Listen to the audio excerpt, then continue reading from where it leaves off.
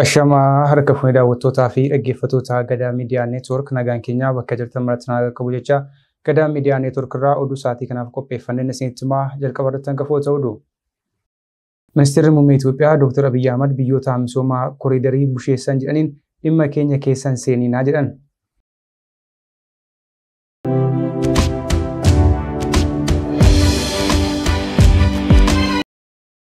Irreechi bu'aa qabsoo baroota dheeraa ta'uu adde kuulanii guddinaa tumsaa himan.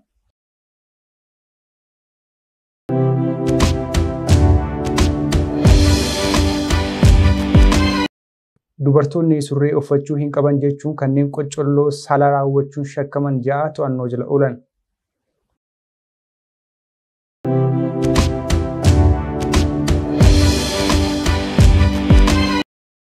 Masrii fi Soomaaliyaan tumsa waraanaa cimsachuuf marii geggeessan.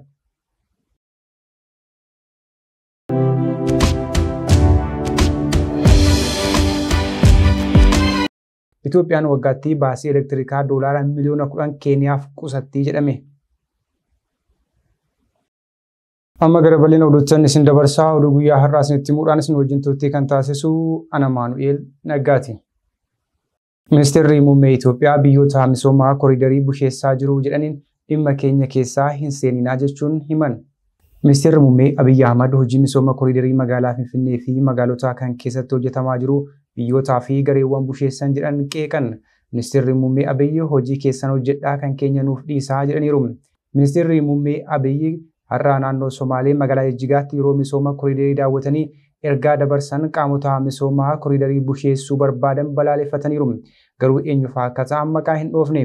Tibbanaa mootummaan Ameerikaa sababa misoomaa koriidariin jiraattonni kumaatamaan lakkaa'aman qe'ee isaanii irraa buqqa'aniiru jedhee gabaasuun ni yaadatama. Gabaasni haala mijataa investimentii qoratuu fi waajjira dhimma alaa Ameerikaan dhiyaatu misoomni koriidarii eegumsaa mirga qabeenyaa irratti dhiibbaa gochuu isaa akeekeera. Magaalaa Finfinnee dabalatee magaalota biroo 40 ta'an keessatti misoomni koriidarii kun geggeeffamaa jira. Sababa misoomaa koriidarii kanaan manneen jireenyaa fi daldalaa kan lammiilee alaa ta'an qawween itti qabamuun akka buqqa'an godhameera jedhe ibsichi. Bakkeewwan daldalaa osoo hin ka'in hafan ammoo daandiin isaan irra bahuu isaa irraa kan ka'e sadarkaa of hin dandeenye irra waan ga'aniif hojii keessaa bahaniiru jedhe. Sababa hojii misoomaa koriidarii kanaan namoota bakka kaasuun abbootiin qabeenyaa Itoophiyaa keessatti akka investiin gooneef fedhii isaanii daangesseera jedhe gabaasichi. Magaalichatti ijaarsa manneen jireenyaa geggeeffamaa jiranis jajaniiru. Magaalichatti daandiin kiiloomeetira 60 ta'uu fi daandiin lafoo deemtotaa fi biskiliitiif oolu gara kiiloomeetira 10 ta'uu hojjetamuu ibsaniiru. Dabalataan hojiin misooma koriidarii kun carraa hojii uumuudhaanis bu'aa olaanaa akka qabu ministeerri muummee ibsaniiru.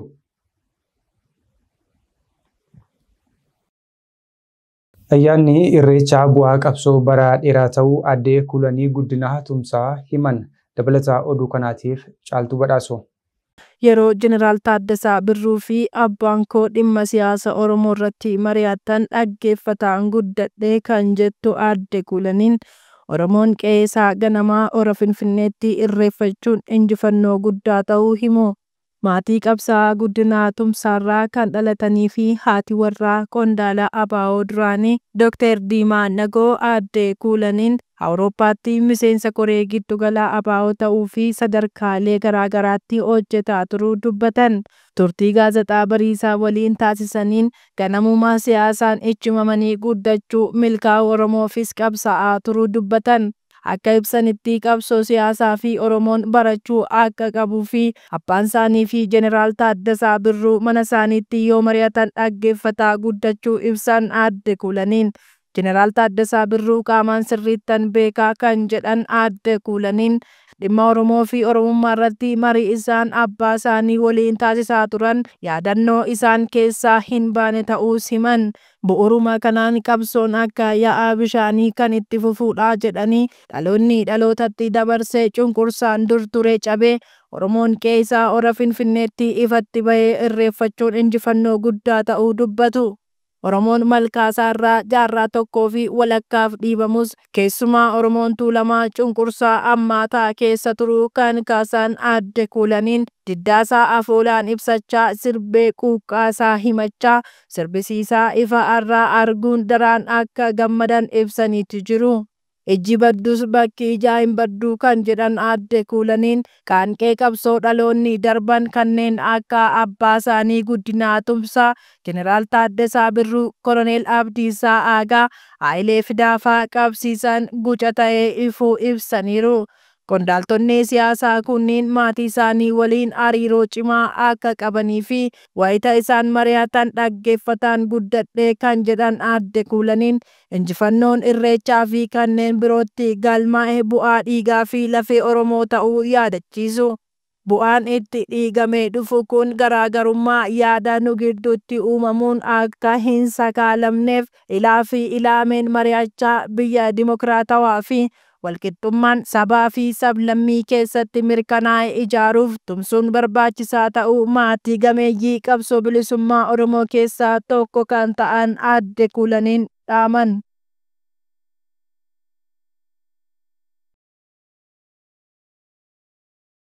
Namoonni dubartoonni surree uffachuu hin qabanii jechuun qocolloo saalaa raawwachuun shakkaman 6 to'annaa seeraa jalaa ooluun himame. Gochi kun kan raawwate ammoo naannoo Sidaamaa aanaa Wandoo Gannatiitti akka ta'e himameera. Naannoo Sidaamaa godina Kaaba Sidaamaa magaalaa Wandoo Gannatiitti dubartoonni wandaboo malee surree uffachuu hin qaban jechuun dubartootarra qocolloon saalaa ga'uu hordofee dhimmichi ijoo dubbii ta'eera. Viidiyoon dhimma kana ilaallatu baay'eenis miidiyaa hawaasummaa irratti qoodamaa ture.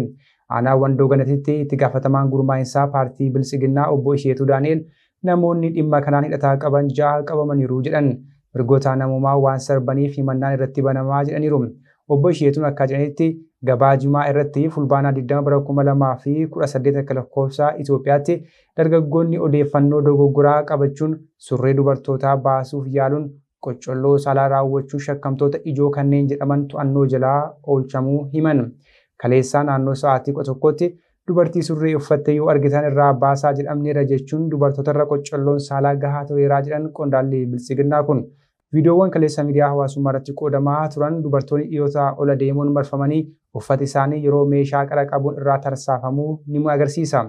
Gabaan Jimaa naannoo sa'aatii 11 waan ho'uuf namni Jimaa bituuf haala fakkaatuun walitti kubbee ture jedhaniiru.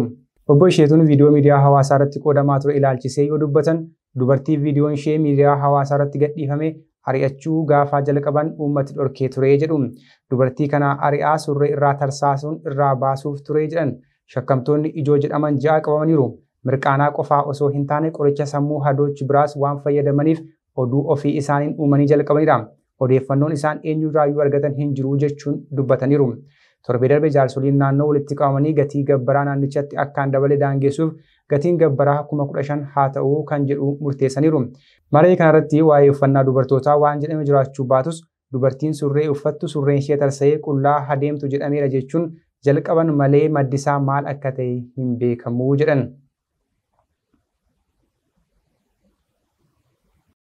Masrii fi Soomaaliyaan tumsaa waloo cimsachuu irratti marii geggeessuun dhaga'ame.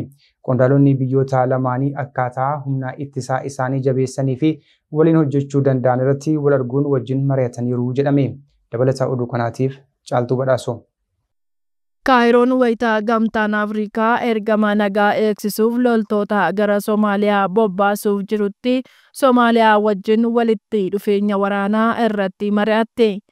Ministeeronni waraanaa kunneen tattaaffii karaalee tumsa waraanaa humnoota hidhattoota biyyoota lamaanii guddisuu fi nageenyaa fi tasgabbii ardii Afrikaa keessatti taasifamu itti deeggaran qorataniiru jechuun humni waraanaa Masrii ibsa kenneen beeksiseera.